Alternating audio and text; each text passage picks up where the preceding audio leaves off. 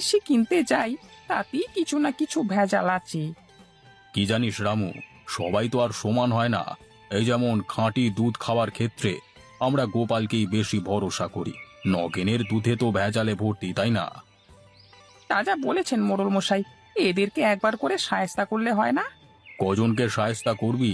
শাক সবজি ফল মূল মশলাপাতি সবেতেই ভেজাল। এতজনকে তো একসাথে শায়েস্তা করা যায় না। তাহলে কি করা যায় মোড়ল মশাই?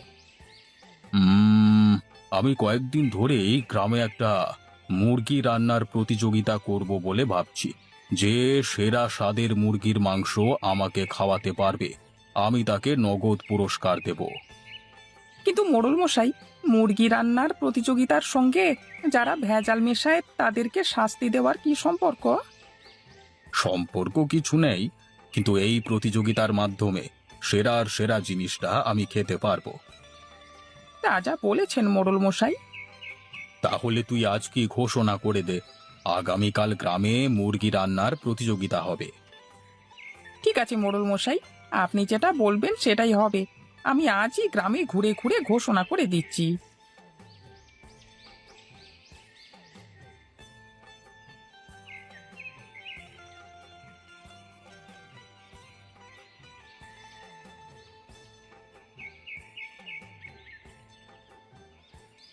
কি হে গোপাল ভাই, আজকে ব্যবসা কেমন হলো?